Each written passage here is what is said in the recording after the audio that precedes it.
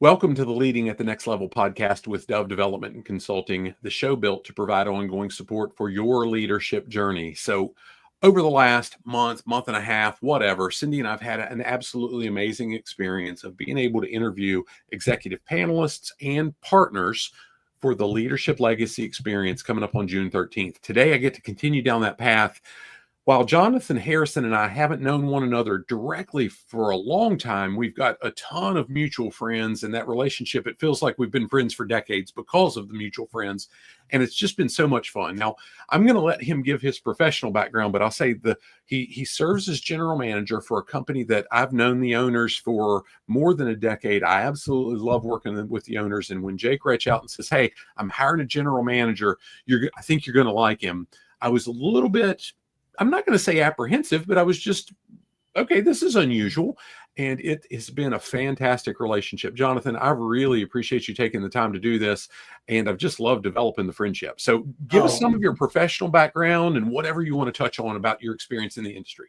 Absolutely. And Wes, let me start out by saying I've really enjoyed getting to know you and Cindy as well. I think we're very like-minded people, and it's been a great thing. So thank you for the great introduction. So I graduated from Virginia Tech with a degree in civil engineering in 1996. I went to work for a site work contractor in Charlottesville. Started out doing survey layout, foreman type work. They moved me into the office, I don't know, probably 6 months into my time there. Taught me how to do takeoff, how to do estimating, how to do project management. Really had a great opportunity to work for a lot of really good leaders there. It was a great place to be for a young guy right out of college.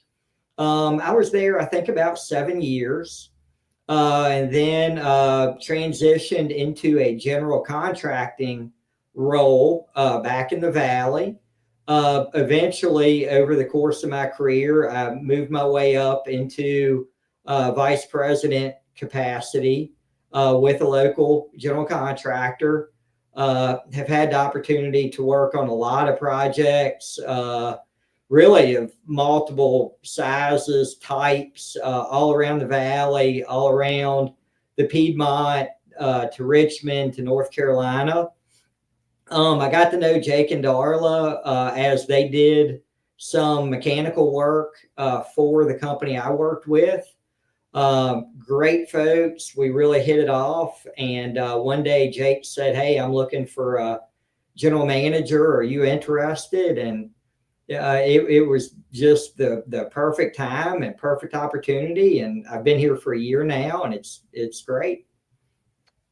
Yeah, Jonathan, Jake and I worked together about a decade ago, and he was in his late 20s and carried himself in a way that I didn't always remember he was in his late 20s. He was so good at what he does. Oh, he's yeah. Absolutely brilliant. I don't know that there's anybody better in the space that he's in the design build space and HVAC, specifically in commercial and industrial.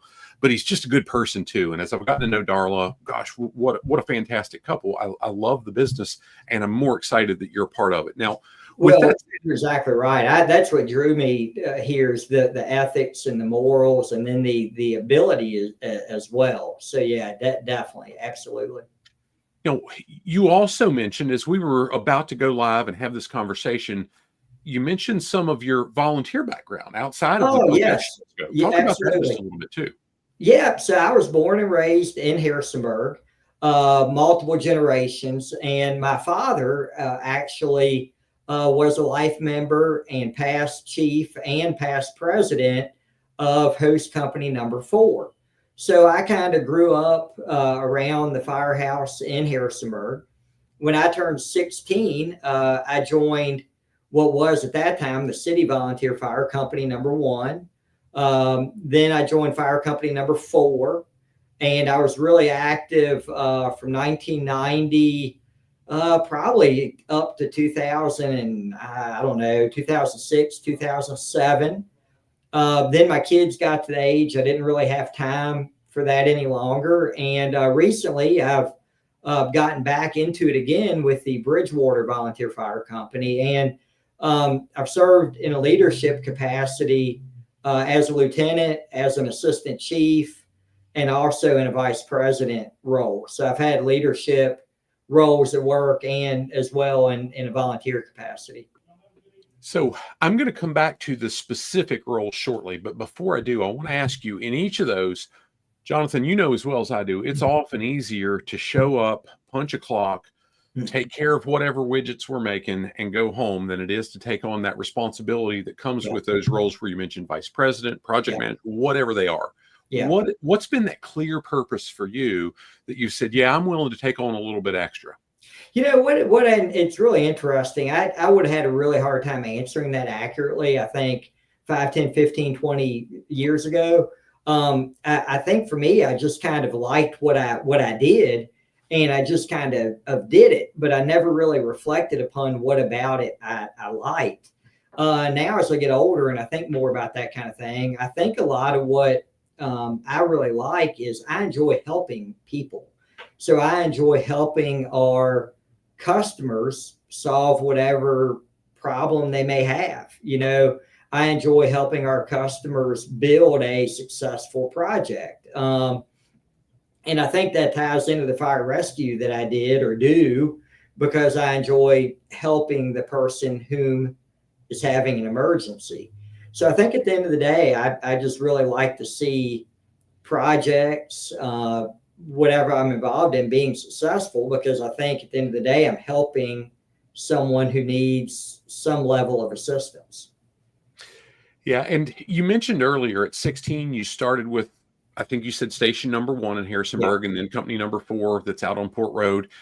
With that said, we've got a very close mutual friend that neither of us realized until the relationship progressed. And that's Ben, who's going to be MC in the Leadership Legacy event. Ben and I have been friends since we were maybe 12, 13 years old and Boy Scout together. But he did too. I remember when he started riding his bicycle to and from the fire he would fight. Yeah. So Ben and you are from Timberville, and Ben joined the Timberville Fire Company.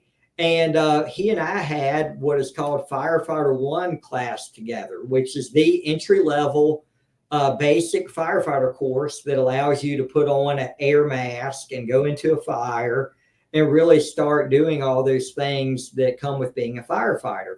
Well, Ben and I was probably 17 or 18, and Ben was probably 16 or 17.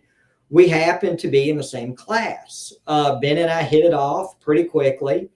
And then Ben ended up, when he graduated high school, he moved from Timberville to Harrisonburg, and he joined host company number 4. And he and I both mainly ran at the Rock Street Firehouse, also the Port Road Firehouse. But Ben and I, just the friendship really took off even further from that point. And Ben was actually one of the groomsmen in my wedding. So yeah, it's very coincidental that we both know Ben so well. Yeah. And Jonathan, he asked me a couple times through the processes of me coercing him to be our MC for the event. Why do you want me? Well, first, I trust you implicitly. Second, with us doing what we're doing to help launch the 100 Club for the Harrisonburg Professional Firefighters Foundation, while he's not currently involved in the Harrisonburg firefighters fire department, he's been involved over the years. But more importantly, he's the type of person, specifically because what he went through about 2.5 years ago with beating cancer, that's exactly the type of thing that the Harrisonburg Professional Firefighters Foundation exists for. Absolutely. You're 100% right with all of that. And, Ben, and Ben, I know probably shared this with you, but he volunteered in Harrisonburg, Rockingham County, but he also worked as a career firefighter in Harrisonburg for, I don't know, 2, 3, 4 years before he went to Fairfax. Yep. So Ben was a paid firefighter in Harrisonburg for a period of time as well. Yeah, he had the apartment on Vine Street, if I'm remembering right. Yes, you're 100% right. Yep, he did. So yeah, and here's where I'll go back to for taking on those roles, even as late teens, early 20s, that purpose of helping people. I heard Ben say it over and over. I heard you say it, but that translates over into your professional career too. Oh yeah, absolutely. I mean, obviously it's different in that, in the fire service, as volunteer, your pager goes off in the middle of the night and somebody needs help and you get up out of bed, go to the firehouse and go do that. But you're helping those people in a real time of need. In my career, it is maybe helping a young employee who's right out of college or a new employee. You're helping them learn. You're helping to teach them the right way to do things, whatever that may be. You're helping a construction team work through a problem. Is there a better way to do the mechanical work? Is there a different way to tackle the schedule? You're ultimately helping the team, which is helping everyone's customer, the building owner. So in both cases, you're helping people. It's just a little bit different way to do it. And I found as I've gotten older, one of the things I get the most fulfillment from at both work and the volunteer firefighting is actually helping to teach younger folks. Yeah, Jonathan, that really is the driver for me even writing the Leading with Clear Purpose book that this event coming up is based on, because I had a conversation with a buddy who also graduated high school with me and Ben, and I heard him kind of struggling, not physically, but mentally, and this is sucking the life out of me. I'm not getting the fulfillment I used to. Yeah. And the dots were no longer connecting in what he did professionally with getting that fulfillment. Now, I'm going to change gears a little bit, and I want to really dig in because you've had some wonderful experiences through your career and in fire service. What really motivated you to move toward developing that skill set that is leadership? Because, hey, it's one thing to be called a chief. It's one thing to be called a boss, but leading people is very, very different than bossing people around. Yeah. Oh, yeah, absolutely. There's an old saying, it's easier to pull a rope than push a rope. And I think there's a whole lot of truth in that. I think definitely as a leader, what you don't want to do is just sit back and tell people, you go do this, you go do that. I mean, you need to give direction, but you also want to be out there helping, in a work perspective, whether it be as a project manager or a general contractor. You want to be out on the job site, getting to know the guys. You want to be out there seeing what they're doing. You want to be out there building a relationship with them. You don't, as a leader, want to be seen as a completely separate, up on this high perch that they can't talk to. It's all about building a team. I mean, to me, that's what a whole lot of leadership is. It's not about just pointing a finger and saying, go do it. Yeah. And truth be told, in many cases, if we're in a leadership role, we're carrying a lot more responsibility and it's a lot heavier. It might not be physically as demanding on any given day, but if we're truly leading, the load's heavy. Oh, absolutely. Because whatever it is you're involved in, the outcome of that, everyone's contribution is equally important, but ultimately the leader carries the responsibility for whether it fails or it succeeds. So, definitely so. And you talked earlier about the clocking in, clocking out, making widgets. Well, at the end of the day, that's no more or less important than any other job. But when you clock out, you're done.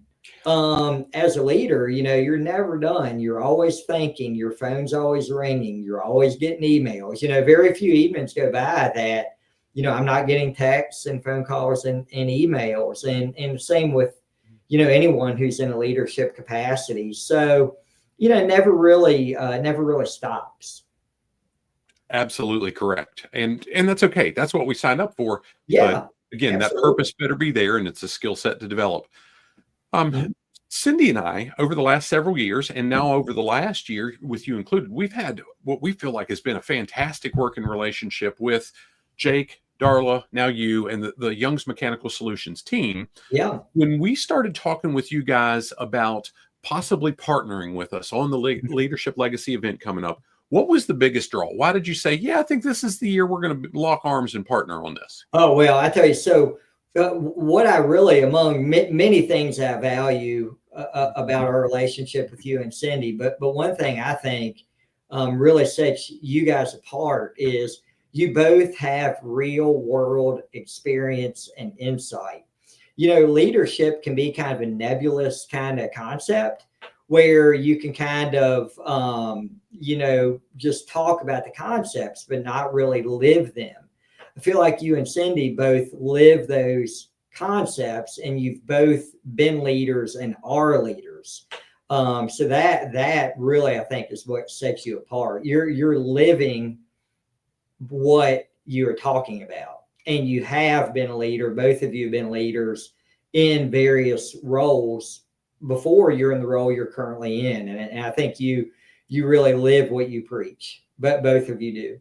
Well, I never take that lightly, Jonathan. Thank you for that. I'll share that for either of us, we've never had direct reports, but we've always had roles where we're responsible for getting results through a team of people who report to other people who don't always support what we need them to do. So that's where the whole earning influence, earning respect, building a team has come in very. And it's really clear to us that both of you guys have been in those roles. I mean, you're really, you guys have lived what you're talking about. Well, it's thank you for that. Now, I kind of teed it up with that question about how much we've enjoyed working with Young's Mechanical Solutions. And hey, a relatively new company as things go, but you guys are doing some amazing things. What would you like the community to know about Young's Mechanical Solutions that they probably don't know, that they maybe don't know of you at all because the company's relatively new? Yes, absolutely. So relatively new company, and we're growing very fast. And our customer base has been really fairly small, very selective. We really have not done a lot of marketing. We're just now starting to market, starting to get our name out there because we really haven't needed to. We started out doing mechanical service work. You talked about Jake's really unique technical ability earlier. He is top of the mountain when it comes to HVAC technical work. So technical service work is how we started and what we really excel at. Well, that then grew into doing the entire mechanical project. And now that has taken the logical step into plumbing. So we recently added a plumbing division as well. So we're a full service mechanical and plumbing contractor. We design build is really our favorite thing to do and kind of our sweet spot, but we do hard bid work, design build work, negotiated work, really any type of commercial mechanical and plumbing work within an hour and a half of Harrisonburg. But one thing about us, we have the technical ability of the really large mechanical contractors. I think we're right up there with any of them with the technical ability, but we're much, much, much smaller. So you have day-to-day interaction with the owners, myself as general manager. So you get all the benefits of working with a very small contractor and also the benefits of working with a large contractor as well. Yeah, it's pretty impressive. You mentioned earlier some of your background in civil engineering and general contracting and so on. You didn't come into the business with a heavy amount of HVAC knowledge. Jake Scott? No, not at all. My background is really in construction as a whole. The things that I know the most about are probably the civil part, the concrete part, building the structure itself. Plumbing and mechanical, I really knew and really, quite frankly, know enough to really have an intelligent conversation about it. But where I can really contribute is, understand contracts, understand the process, understand the schedules, understand what our customers are really looking for. So I think that helps to make Jake, Darla, and I such a good team is, Jake is extremely good with the technical part. I like to think I'm okay with the general contracting part, and Darla is awesome with the HR part, and we're really good. This is a really good team. We mesh together really well. Yeah, you've added a dynamic there, not that they couldn't do, but it frees them up to do the things that they can do great, so they don't have Yes, to deal sir. with the things you can plug in and do great yourself. It's really Yes, fun to sir. watch. Absolutely. Absolutely. So I know as you're a year in with the organization, they're relatively new in the space and so on, at least as a company of their own. Give me an example of something that you guys have been a part of recently where you've just knocked it out of the park and it's made an impact on the industry you serve or a specific client. Oh yeah, absolutely. So I like to think, many of the projects that we've done, we've completed ahead of schedule. We've come up with very creative design build solutions. I think that have added a lot of value for the clients. I think that's something that we really pride ourselves on. Many of our service projects and also our construction projects. As far as just community service type things, we recently donated a air handling unit to hurricane relief in Western North Carolina that I think definitely made a difference for the community. We sponsor a golf tournament in West Virginia at the Franklin golf course for scholarships. We're involved with Massanutten and Votech. Several of our employees are really involved in their church, different volunteer entities. So I think we really, contribute in a lot of different ways. As an industry goes, those are awesome as far as the community service and so on. And you talked earlier about your role currently with Bridgewater Fire Department and your role over the years, so to speak. But in the industry, I know, again, I'll go back to Jake's expertise, and there are clients that seek you as a Oh, company out because of what he does there. And it's often not the cheapest game in town, but they know, hey, the level of service we're going to get from that expertise and the people in the field that deliver it is second to none. So it's yeah, a well, you're true. exactly right. We have really a select group of service customers, and really that's how they have all ended up working with us. They've all known Jake for years. They know Jake's technical ability, and in a lot of cases, they have multiple facilities. The Aerojet facility that's now owned by L3 Harris in Orange. They make a lot of things for the military. Extremely complicated dehumidification is needed. And we do a lot of their very technical work. And that's all come about because of their trust in Jake's technical knowledge. A lot of the work we do for local clients that have multiple facilities, we actually work with local engineers to figure out the best solution. And we're able to do that because of Jake's Yeah. technical knowledge. He can help the engineers come up with the most cost effective solution. Yeah, it's been fun to watch, and I appreciate you sharing that detail. I wasn't going to ask specifically about Culpeper, but it was certainly on my mind in that point. Yes. Now, Jonathan, when you were coming in a year ago, when you're starting to have the conversation with Jake and Darla, you've got a wonderful background. You've Mhm. established yourself in the industry. You've got a great reputation with the folks. And that's what I've probably been impressed with the most. I've enjoyed our mutual friends, but as I've talked with different people that I've met, that I've known over the years, oh, Jonathan's great. And here's how I've interacted with him. And it continues to happen. What about what did you see about the purpose of Young's Mechanical Solutions that really aligned with your own? You alluded to this earlier, but what aligned with your own values and purpose that you said, yeah, this is the right fit?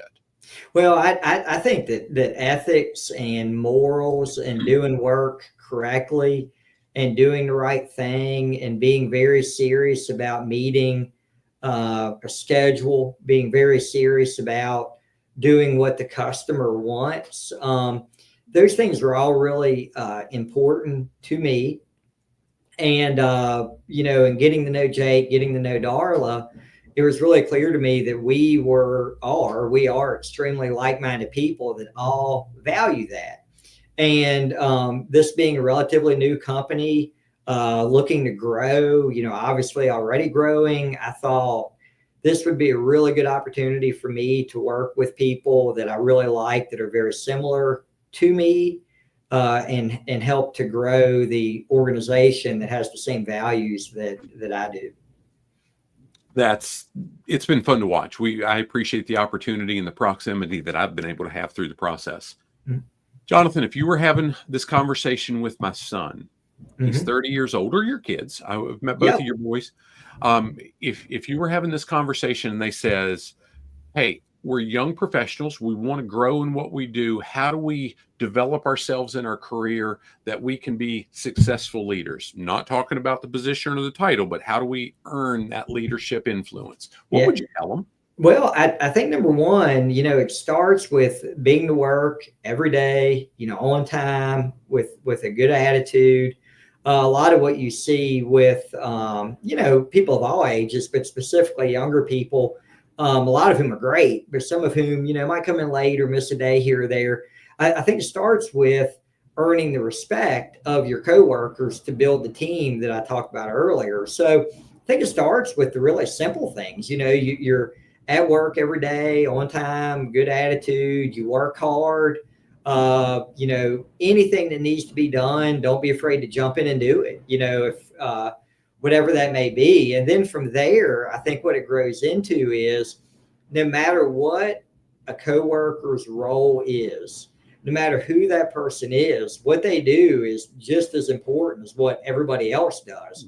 And listen to them, like really hear what they're saying, really value their opinion, listen to their feedback. When it's time to make a decision, really think about the input, listen to what everybody has to say, and be respectful and listen to everyone within the organization. I think that's ultimately how you really begin to build that team that then you lead.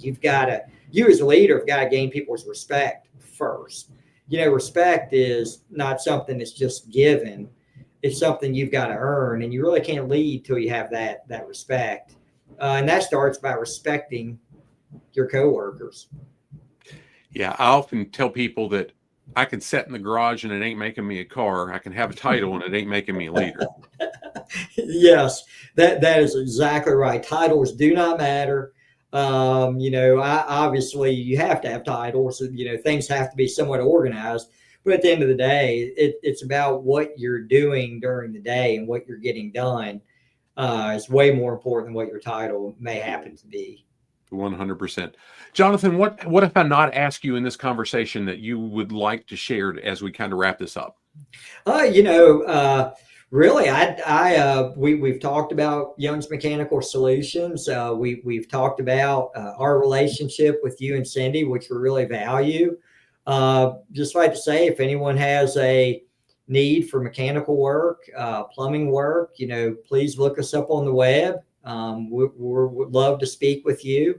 I think we would do a really good job for you. I'm 100% certain of that. Now, wherever this is being accessed, there are links in the live feed. I've put the links in the comments already for Young's Mechanical Solutions, in the digital course that's going with the VIP registration, and we'll make available after the Leadership Legacy Experience. There's going to be links and some downloads, and we've been really, really intentional as we've worked through this process. The version that's on our podcast, the links are going to be there as well. We've been intentional working through this process that everybody that we're interacting with, they add huge value in their respective industries. In some cases, there are a few in the same respective industries, but the reality is competition's an okay thing. It forces all of us to be better. Absolutely. Yeah. Competition it's a necessary thing, and it's an okay thing. I mean, there's good competition with mutual respect, and everyone does quality work. And then, there can be competition that's a little bit not so good. I mean, all of us in business know about that, but competition is a good thing. And just because they're your competitor doesn't mean they're not good people. So you definitely need to treat them with respect as well. At the end of the day, they're trying to do the same thing we're trying to do. Yeah. And with the caveat, unless they're just not good people, and then sometimes that's the decision they've made, and you reap what you sow, right? Yes, sir. You are correct, and you can find good people and not so good people anywhere you look. No doubt about it. Absolutely. Yeah. So I'll bring this to a close. Again, Jonathan, thank you for the time, the chat through this. This is fantastic. We just love the relationship we've got with you guys.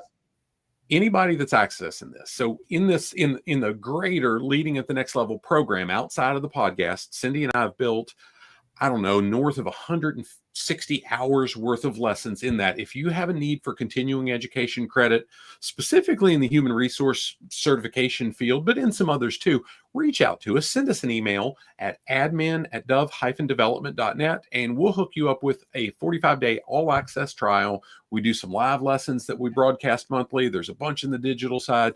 We'll grant you access. Hopefully it adds some value.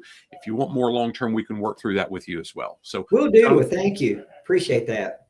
Thanks for the opportunity to chat. We'll close this out for now, and we look forward to seeing anybody that's watching this live or on the podcast at the Leadership Legacy Experience coming up in just over 6 weeks. Make it a great day. Thank you for the opportunity. Yes, sir. Thank you. God bless.